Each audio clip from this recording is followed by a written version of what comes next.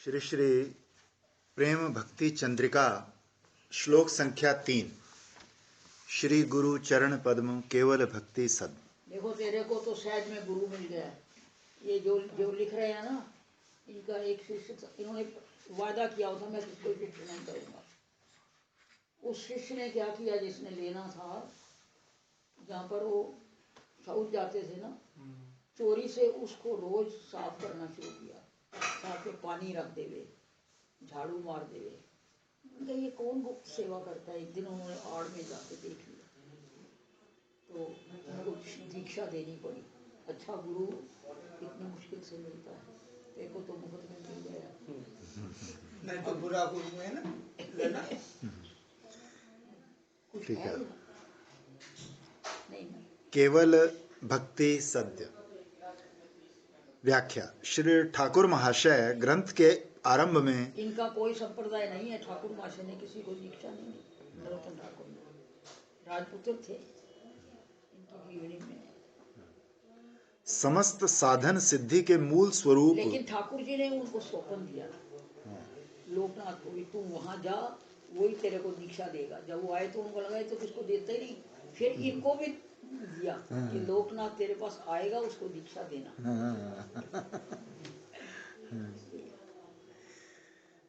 साधन सिद्धि के मूल स्वरूप श्री गुरु तत्व की महिमा का कीर्तन कर पुनः विशेष रूप से श्री गुरु पाद पद्मों की वंदना कर रहे हैं।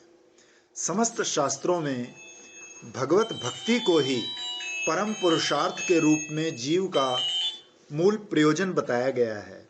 उस भक्ति साधना का आरंभ ही नहीं होता सदगुरु चरण आश्रय के बिना। ये शास्त्रों और महाजनों का मत है। श्रीपाद रूप गोस्वामी जी ने बड़ा विवाद चालू हो गया। आते कई लोग पूछते हैं गुरु करना जरूरी है। भाई मैंने कहा है भी नहीं भी। मैं कहा अगर तुम धन्ना जट बन सको तो गोपियां बन सको। मीराबाई ने भी किया ही था गुरु तो मैंने कहा ठीक है। वैसे exception does not prove the rule. हाँ बिल्कुल यही बात है। तो दीदी ये है कि गुरु करना चाहिए। जिसने रास्ता देखा हुआ है उसका हम पल्ला पकड़ लेंगे तो वो हमको पहुंचा देगा। बिल्कुल। जैसे दीदी क्या होता है, ये ना हम इस्कॉन में जैसे हम जाते थे कथाओं में, तो वहाँ भी कई बार ये प्रश्न आता था। तो वो कहते थे कि एक साधारण ये जो शिक्षा प्राप्त करनी होती है ना, जिसमें आपने मैट्रिक करनी है, हाँ बिल्कुल बिल्कुल यही। तो कहते इसके लिए आपको एक टीचर की जरूरत होती है, गुरु की, और उसके बाद फिर ट्यूशन भी रखते हो। उसके बाद फिर ट्यूशन भी रखते हो, स्कूल में पढ़ते हो, ट्यूशन के और फिर उसके बाद रेफरेंस बुक्स और लेते हो, लाइब्रेरी में भी जाते हो, हैं, और फिर उसके बाद गूगल की भी हेल्प लेते हो। यानी कि उसके लिए कितना, यानी ये सब क्या हो गए, एक तो दीक्षा गुरु हो गया जहां स्कूल में एडमिशन ले लिया, फिर उसके बाद ट्यूशन रख ली, वो शिक्षा गुरु हो गए तुम्हारे, और ये गूगल की भी हेल्प ले रहे हो, यूट्यूब में चैनल में सॉल्यूशंस देख रहे हो। तो ये सब क्या है, कहते हैं जब वहां एक छोटी सी शिक्षा प्राप्त करने के लिए, तो ये तो आध्यात्मिक शिक्षा है। बाबा कहा करते थे रोटी बनाने के लिए भी सास से खाती है जो नहीं सीख के आती पियर से। एक फुल्का बनाने के लिए गुरु चाहिए, और सब्जी बनाने के लिए गुरु चाहिए, हर काम के लिए गुरु चाहिए। एक भगवान को प्राप्त करने के लिए घर में खुद ही में क्या है, भ्रांति एक फैल गई है। ये रामसुखदास पढ़ के जो खोलते हैं ना, वो कहते हैं माँ को मिलने के लिए क्या बिचौले की जरूरत है। यानी तुम्हें माता का पिता तुम्हें मत रोज कहते हैं। तो वो शुरू में ये जो आशा है ना, ये उन पर फिदा इसीलिए हुए है क्योंकि उसको तो कोई गुरु करना नहीं। नहीं वो ठीक है, वो किस संदर्भ में कहते हैं वो समझना इम्पोर्टेंट है। माँ को मिलने के लिए कोई गुरु बिचौले की जरूरत है। असल में दीदी ये विचार ना लोगों को जरूरत नहीं है, मगर बिचौला रास्ता तो दिखाता है तुम्हें। दीदी देखो, नहीं तो तुम च्युत हो जाते। माया अगर कितनी प्रबल है। अगर क्या होता है, एक तो ये विचार इसलिए ज्यादा सुविधाजनक लगता है क्योंकि इसमें ना किसी का अंकुश नहीं होता, बंदा स्वच्छंद रहता है। ठीक है, और बंधन हर किसी को पसंद नहीं आता। और दूसरा क्या होता है कि देखो, अब जैसे किसी ने कोई प्रॉपर्टी खरीदनी होती है, अगर डायरेक्ट खरीदने की कोशिश करोगे ना, तो देखना 90% केसेस में धोखा होता है। बंदा किसी ना किसी वजह से ना वो धोखेबाजी का शिकार हो जाता है। इसीलिए बीच में बड़े सौदे करने हो ना, तो बीच में बिचौला होना जरूरी होता है। तो ये तो जिंदगी का पूरा बहुत बड़ा सौदा है, तो इसके लिए तो बहुत जरूरी है बिचौला। शायद वो किसको दीक्षा ना देते हैं, मुझे पता नहीं है, शायद हाँ, चलिए ठीक है।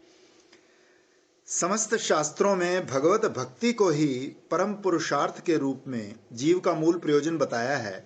उस भक्ति साधना का आरंभ ही नहीं होता सदगुरु चरण आश्रय के बिना। ये हाँ, ये शास्त्रों और महाजनों का श्रद्धा तथा साधु संग तथा भजन क्रिया। तो भजन क्रिया कहाँ से सीखोगे यदि करोगे नहीं तो। श्रीपाद रूप गोस्वामी जी ने भक्ति रसामृत सिंधु में भक्ति के 64 अंगों का वर्णन किया है। उनमें से जो 10 अंग भक्ति मंदिर के प्रवेश द्वार बताए हैं, उनमें से 3 को भक्ति मार्ग में प्रवेश करने का प्रथम और प्रधान द्वार कहा गया है। वो है गुरु पदाश्रय, श्री कृष्ण मंत्र की दीक्षा लेकर भागवत धर्म की रक्षा और विश्वास पूर्वक श्री गुरुदेव की सेवा। ये 3 प्रधान द्वार हैं भक्ति के। अतः भक्ति मंदिर में प्रवेश करने के लिए सर्वअग्र श्री गुरु पद आश्रय लेना कर्तव्य है। और ये जो हमारी साधना मंदिर स्वरूप की है तो स्टार्ट ही नहीं हो सकती। अर्पित किसके थ्रू करेंगे? अर्पित किसके थ्रू करेंगे? उसके बिना भक्ति या भगवत कृपा पाना सुदूर पराहत है।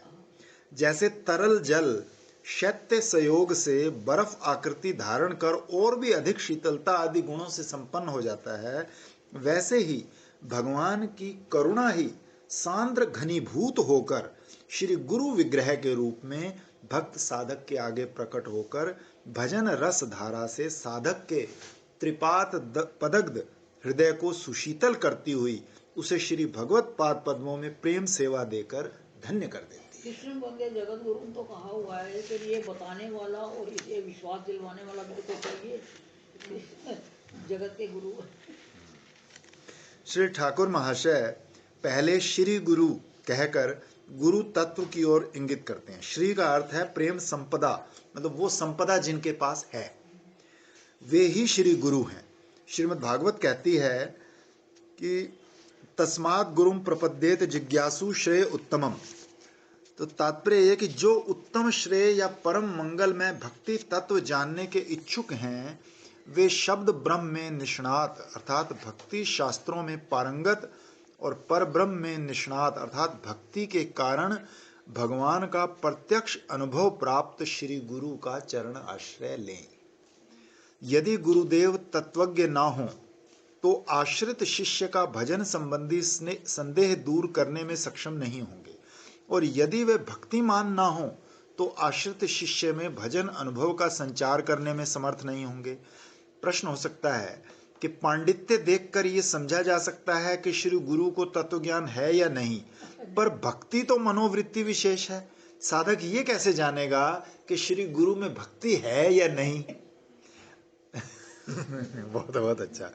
तो इसके उत्तर में कहा गया है कि उपशमाश्रयम अर्थात भक्ति के प्रतिकूल काम क्रोध लोभ आदि जो षड रिपु हैं जिनमें पूरी तरह उपशम हो गए हों, तो ऐसे गुरु ही आश्रित शिष्य के भजन विरोधी विविध अनर्थ नष्ट कर प्रेम दान कर उसे कृतार्थ कर श्री भगवत पाद पद्मों के निकट पहुंचा सकते हैं।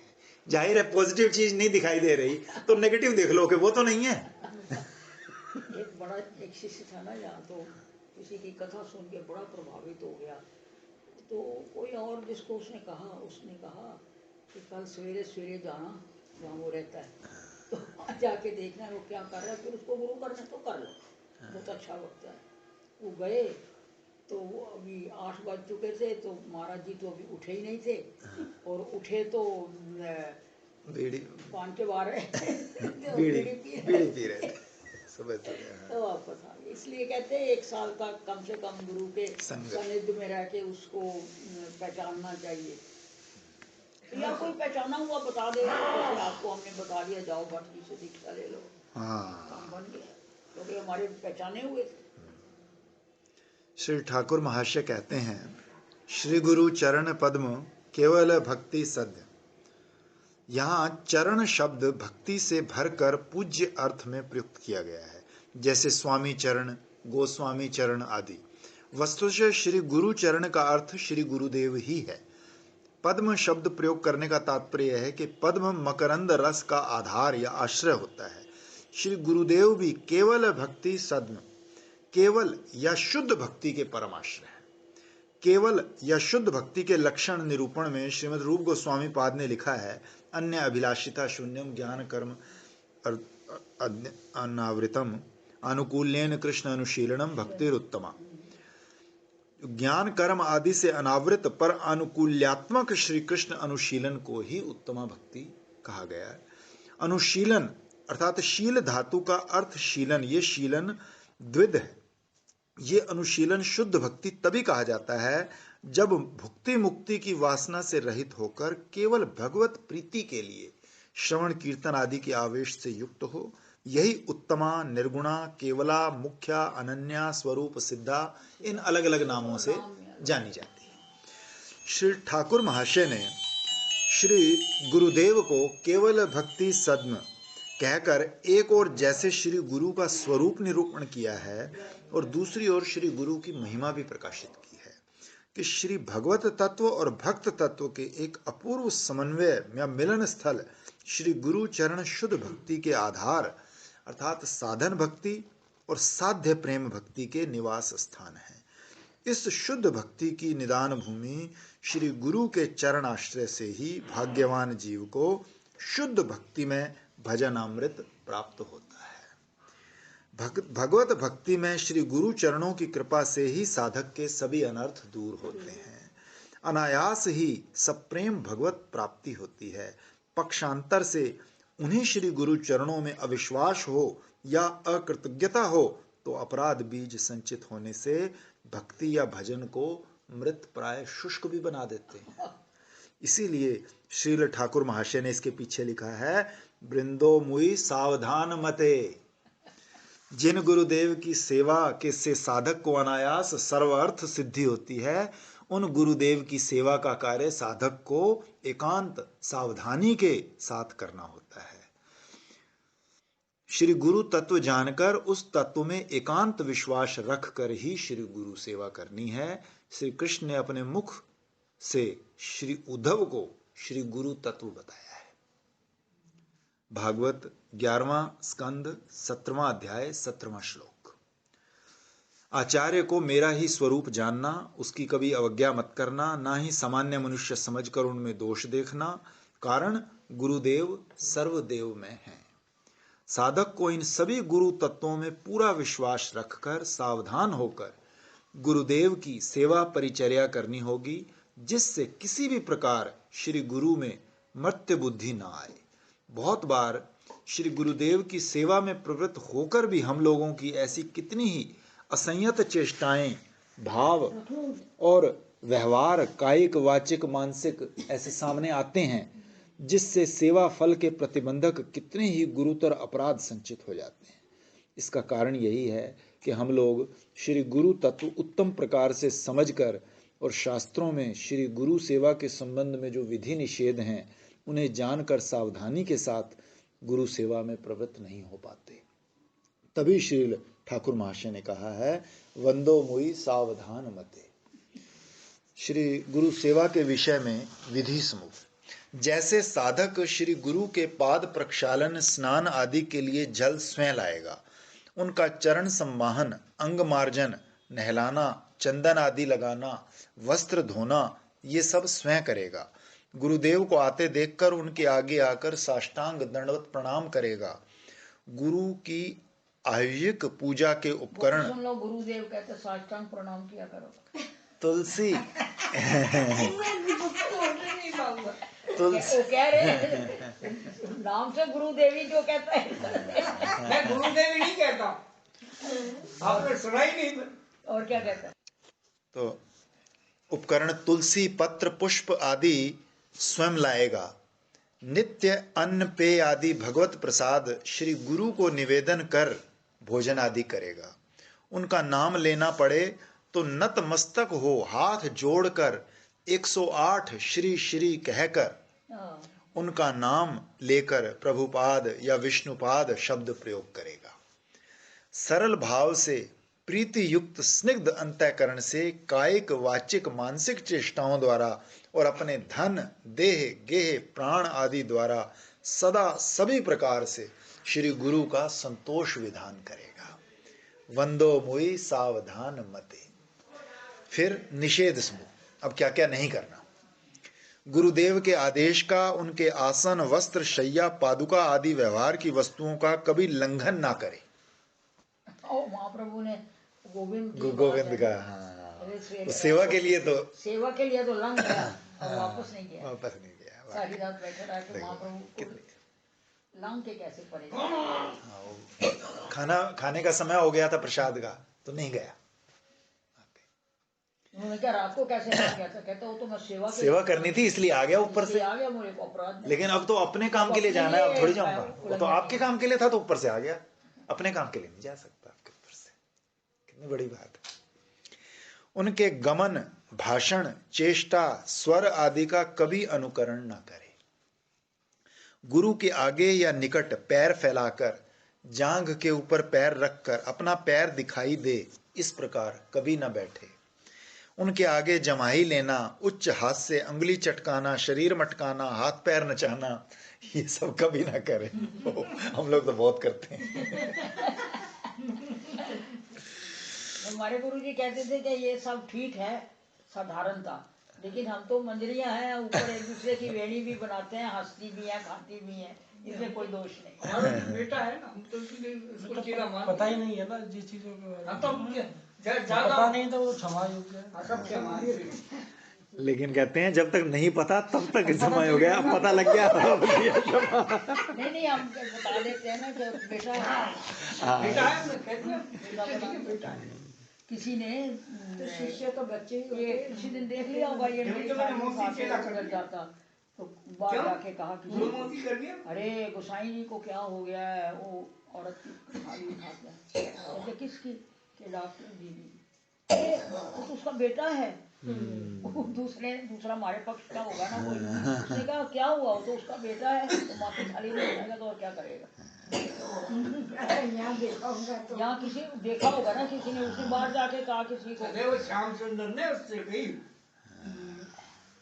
इसका नाम क्या है, अरे नाम पर इस बार गिरिराज, तो गिरिराज ने व्याख्या करी, बोले ये पता है आपको? बोले उसको वो गोसाई मानते ही नहीं।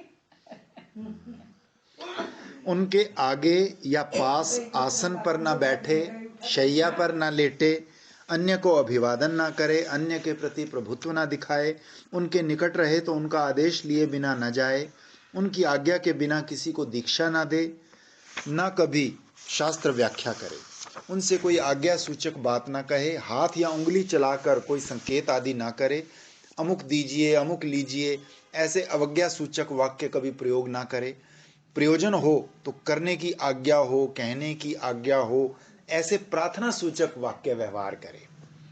उनकी आज्ञा के बिना उनकी वस्तु ना खाए ना काम में ले, जहां उनकी निंदा हो, उनकी महिमा का अपकर्ष हो, वहां कभी ना जाए।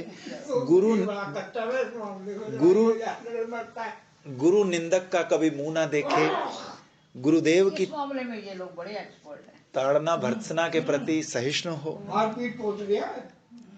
वो विरुद्ध आचरण भी करें तो कभी उनके प्रति अन्यथा आचरण ना करे। मोटी बात, गुरु के प्रति ऐसे व्यवहार और आचरण कभी ना करे जिससे उनके प्रति मृत्यु बुद्धि या लघु बुद्धि आने की संभावना हो, कारण वो तो गुरु हैं, कभी लघु नहीं हो सकते। वंदो मुई सावधान मते। श्री ठाकुर महाशय की वंदो मुई सावधान मते इस उक्ति में एक और गहन रहस्य निहित है। अनेक स्थलों में देवता लोग गुरु भक्ति परायण साधक की बुद्धि भ्रष्ट कर उसकी गुरु भक्ति को मंद कर देते हैं। कारण यही है कि देवता सोचते हैं कि ये गुरुनिष्ठ साधक असाधारण गुरु भक्ति के प्रभाव से हम लोगों को अतिक्रम कर भगवान का परम पद निश्चय ही पाए, तो इसे गुरु भक्ति से वंचित कर सकें तो फिर हमें यह अतिक्रम नहीं कर पाएगा। हाय, यदि देवता ही इस प्रकार मात्सर्य परायण होकर साधक की गुरु भक्ति को, ये तो अनुष्ठान में जो पीठ बनाते हैं ना, वहाँ ब्रह्मा विष्णु शिव अनान देवता सब पधारते हैं, उनकी सवेरे पूजा की जाती है कि महाराज विघ्न मत डालो, मत सोचना कि हम तुम गोलान के ऊपर चले जाएंगे। नहीं, इवन उनके गणों की पूजा करी जाती है। उनके पार्षद उनके घर हाँ, में सब उनके घर बड़ी लंबी चौड़ी है। बड़ी लंबी चौड़ी है। इसलिए गुरुनिष्ठ साधक इस विषय में भी विशेष सावधानी बरतते हुए साधु शास्त्रों की सहायता से अविचलित भक्ति के साथ श्री गुरु पाद पद्मों की आराधना में लगे रहें। फिर देवता या मनुष्य कोई भी उस सुसहाय संपन्न साधक की गुरु भक्ति को मंद नहीं कर सकेगा। इसके बाद श्री ठाकुर महाशय कहते हैं, जहाँ र प्रसादे भाई ए भव तरिया जाई, कृष्ण प्राप्ति है जहाँ हैते। साक्षात भगवान के करुणा घन अवतार शुद्ध भक्ति में विग्रह भक्ति के आगार गुरुदेव की श्री चरण साधना के फलस्वरूप साधक साधन और साध्य दोनों ही प्रकार की भक्ति पा जाता है। श्री गुरु की प्रसन्नता से भगवत प्राप्ति और उनकी प्रेम सेवा प्राप्ति रूपी परम प्रयोजन अनायास ही सुसिद्ध हो जाता है। आनुषंगिक रूप से संसार दुखों का भी चिर अवसान हो जाता है। संसार पार करने के लिए कोई चिंता नहीं रहती, कारण भगवत पाद पद्मों की नौका का आश्रय लेते ही संसार सिंधु तो गोपद की तरह अति तुच्छ हो जाता है। हाँ, भक्ति विघातक अनर्थों के विषय में ही साधक विशेष चिंतित रहते हैं, कारण कि भक्ति शास्त्रों में सर्व अनर्थ निवृत्ति के साथ भगवत प्राप्ति परम पुरुषार्थ के रूप में निरूपित हुई है। श्री गुरु प्रसाद से वो अनर्थ समूह अनायास ही नष्ट हो जाते हैं और साधक भगवान का परम करुणा अमृत पाकर धन्य हो जाता है। जो साधक की भजन अवस्था में स्वयं के नाना प्रकार के प्रतिकारों द्वारा भी दुस्त्यज है, उन अनर्थों के विनाश और भगवान की परम प्रसन्नता प्राप्ति के लिए श्री गुरु की प्रसन्नता ही एकमात्र कारण है। श्री विश्वनाथ चक्रवर्तीपाद ने अपने गुरु अष्टक में लिखा है कि यस्य प्रसादात भगवत प्रसादो यस्य प्रसादान नगति कुतो अपि।